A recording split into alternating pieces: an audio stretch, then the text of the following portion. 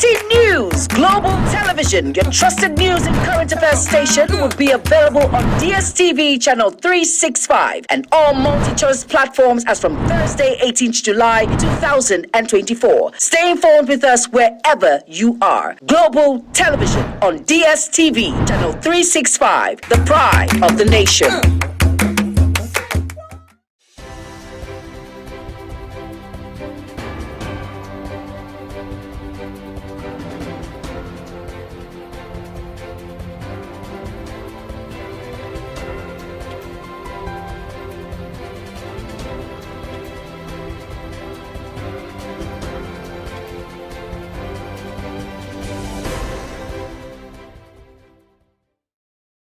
On Global TV News Prime, President Tinubu names National Theatre after Professor Wale Soyinka.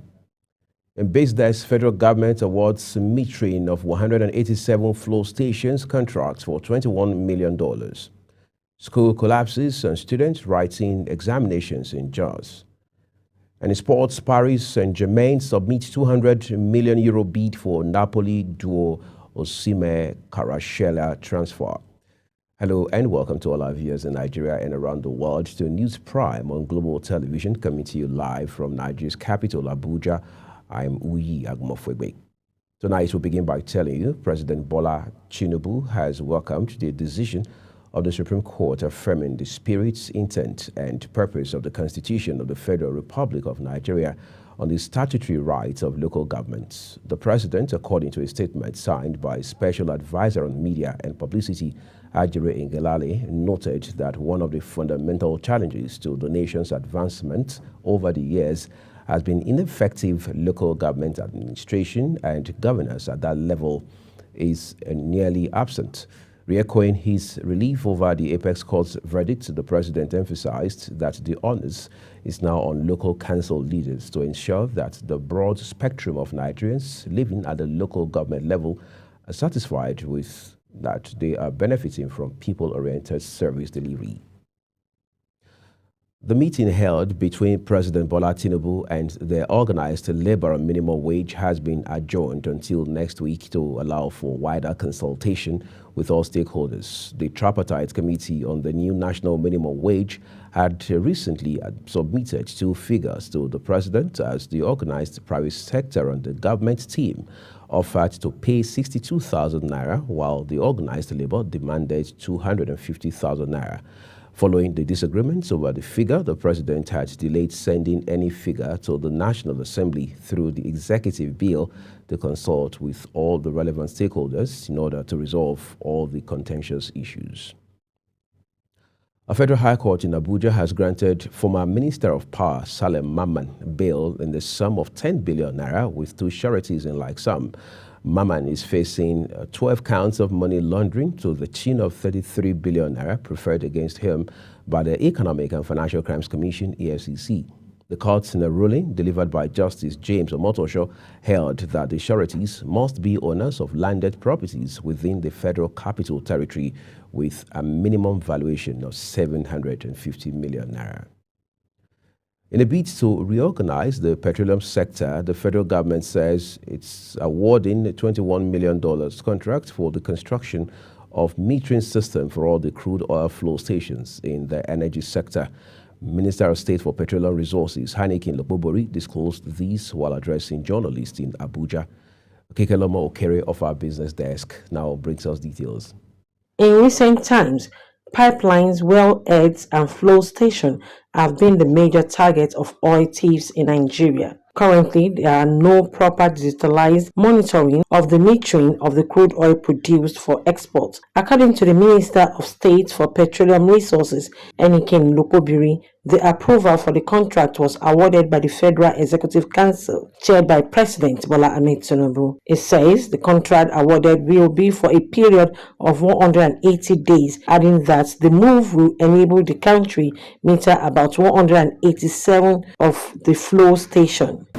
The metering of all our production, and we have 187 flow stations in the country, littered across the Niger Delta area, and there was a contract awarded for us to meter all the flow stations, so that we'll be able to properly account for what we produce and what we export.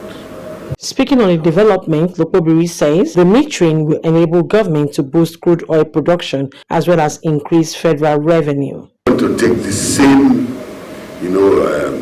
the same way other countries are doing. In Saudi, you go, you see from your room, you can see what is going on in every station. I want to see in my office and see in this flow station, this is what is going on. In this flow station, this is what is going on. It doesn't mean that before now, without meters, you couldn't get what you were getting. But what we're saying is that let us go digital so there will be no doubts. So if you ask me, how have you been getting this? I think that question directly to NUPRC that is in control of all our flow stations. The metering of 187 flow stations is coming at a time when the stakeholders in the oil and gas sector had blamed faulty metering procedure, faulty instruments, and lack of technology as some of the impediment to the efforts in tackling crude oil theft. Kikelomo Okere, Global Television News. Thank you, Kikelomo. The Plateau Commissioner for Information and Communication, Musa Ashoma, has confirmed that about 200 students were trapped in the Jos school building that collapsed in this capital. Saint Academy, a secondary school in Jos, collapsed today while students were writing their third-term examination. Ashoma, who visited the scene in the company of other commissioners, including that of secondary education, said that the school had a total population of about 400. The commissioner said that part of the school that collapsed was accommodating about 200 students.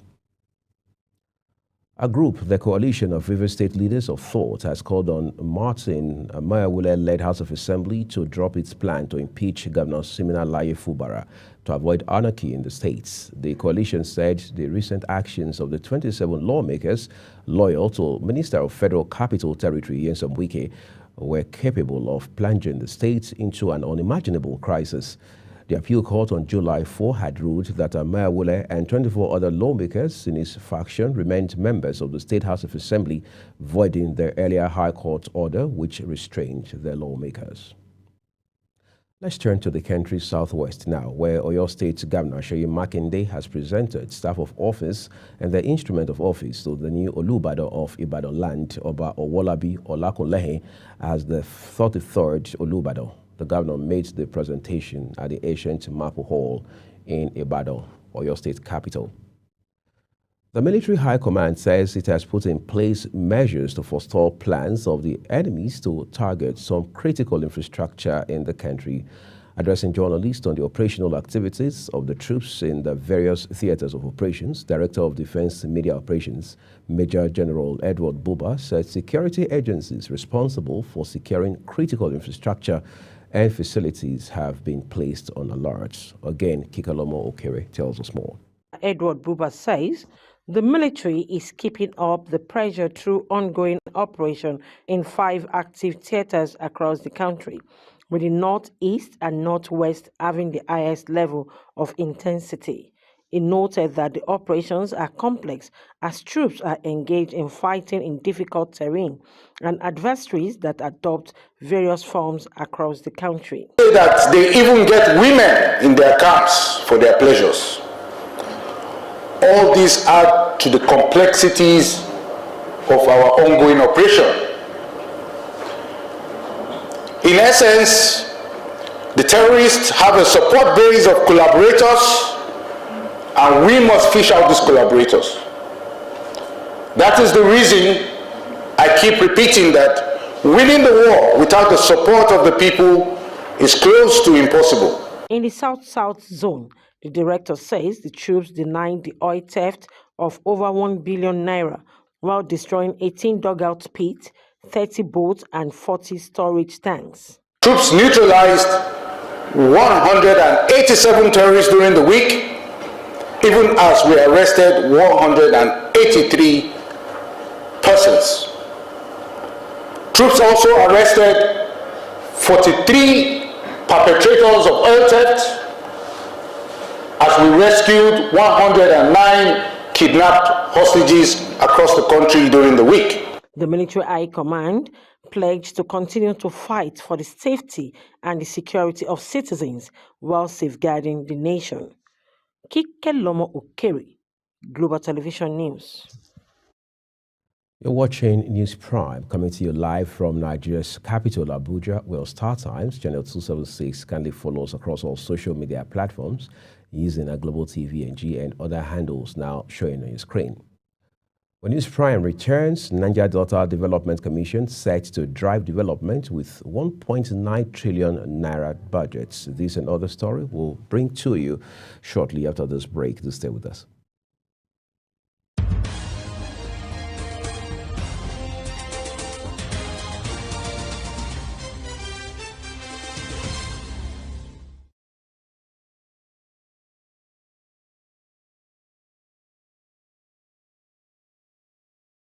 Welcome to Bayes University, Abuja, Nigeria, with a legacy of excellence and a vision for nurturing future leaders.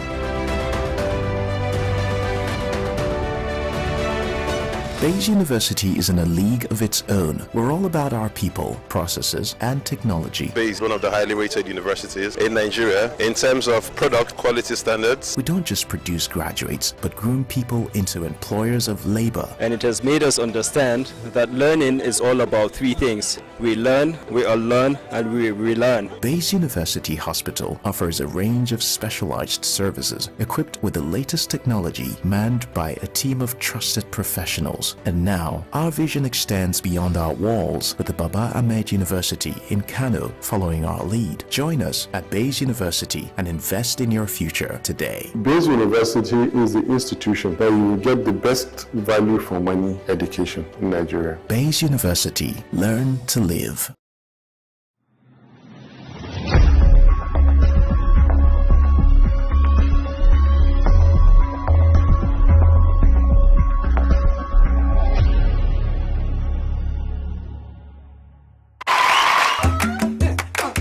Exciting news! Global Television, your trusted news and current affairs station, will be available on DSTV channel 365 and all multi-choice platforms as from Thursday, 18th July 2024. Stay informed with us wherever you are. Global Television on DSTV channel 365, the pride of the nation.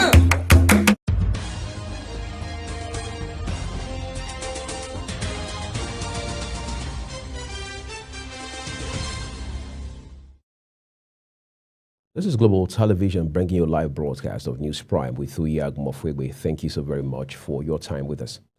Israeli strikes have killed another 32 people in the Gaza Strip. The health ministry in the Hamas-ruled Palestinian territory said more than 9 months into Hamas's war with Israel. Fighting raged from the north to the south of the coastal territory as talks have continued towards reaching a truce and hostage release deal. Hamas militants seized the captives during their unprecedented October 7 attack on southern Israel that triggered the war. In the meantime, the recent Israeli military evacuation order to all residents of Gaza City to relocate from the south to central Gaza Strip amid intensified operations in the north has been described as irrelevant by a Palestinian ambassador to Nigeria, Abdullah Abu Shawesh, as according to him, no place is safe in Gaza.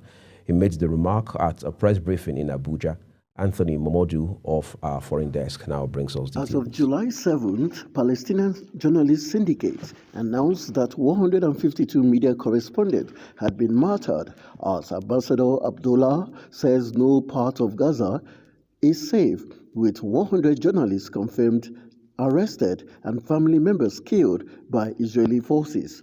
The number is might be more higher than this. And let us remember just 2 years ago when they deliberately targeted Shireen Abu Akleh and they killed her. So that Israel is trying to shut down and to stifle all the voice of the truth.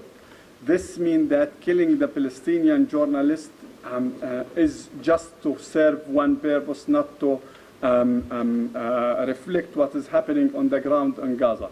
Abdullah lamented The alleged heinous role played by the United States in the killing of journalists, their family members, children, and the destruction of media structures. But as you already watched, or as you already know, the UN itself was issued tens of reports saying that the main slogan in this report, no place is safe in Gaza. And they used to direct the people in the Rashid Street and other main street, and they used to kill them, deliberately to kill them and to snip them. So that, unfortunately, yes, they are trying to evacuate the center of Gaza, or the old city, Gaza City, which is contained approximately, as if this place is a safe place. No place in Gaza is safe, and no.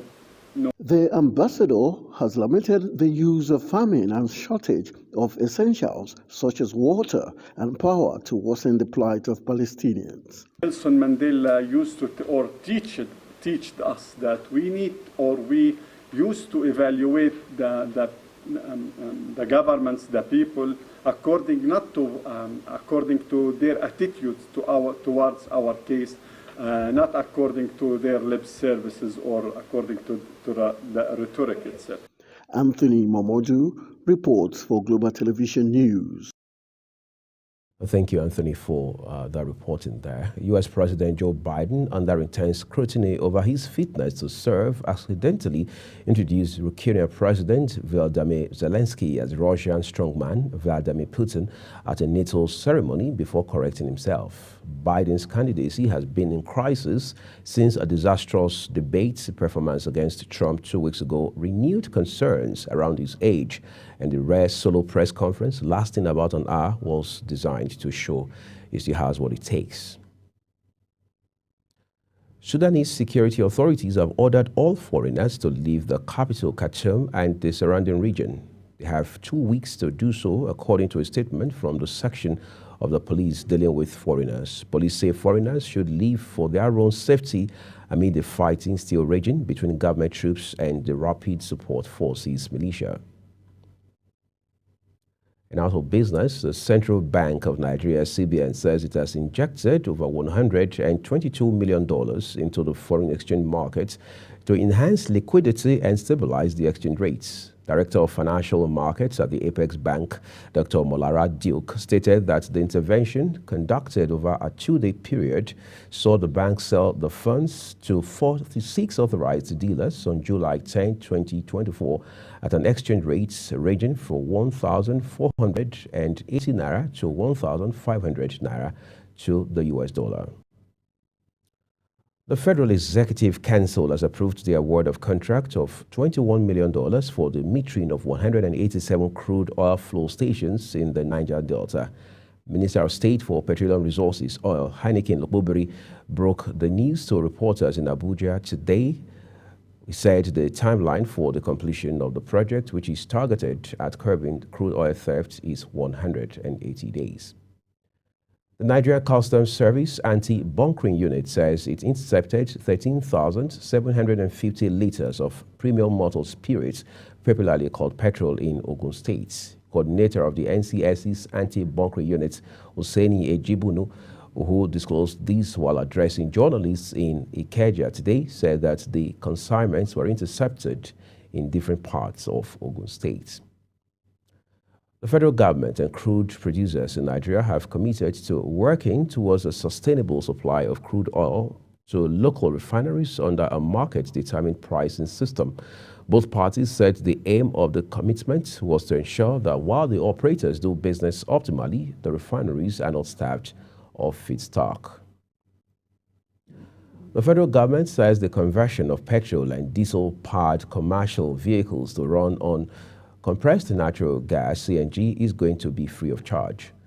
The program director and chief executive of the Presidential Compressed Natural Gas Initiative, Michael Oluwagbemi, disclosed this to journalists after the government's agency had signed the agreement with various companies in Abuja.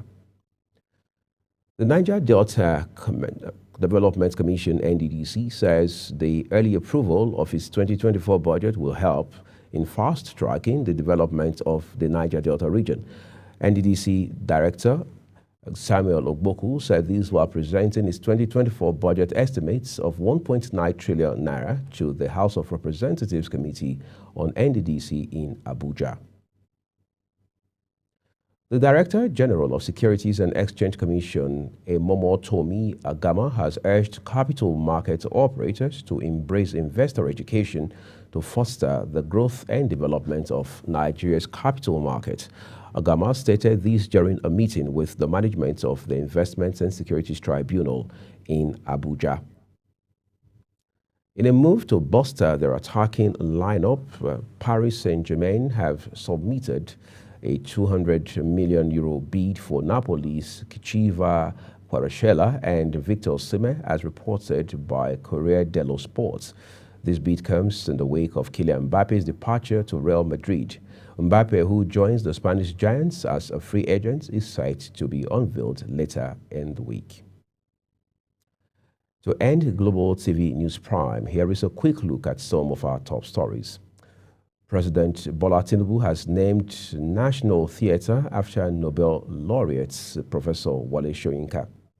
In business, the federal government has awarded the metering of 187 flow stations contracts for $21 million. And in sports, we told you Paris Saint-Germain have submitted a €200 million bid for Napoli duo Osimhen and Kvaratskhelia for transfer. And that's it on News Prime, and it came to you live from Nigeria's capital, Abuja, on Global Television. We're on Star Times, channel 276. Kindly follow us across all our social media platforms using that Global TV NG and other handles now showing on your screen. On behalf of the entire production team here at Global Television in Abuja, Nigeria's capital, I'm Wiyag Mofugwe, saying a very big thank you to you. I'll see you again.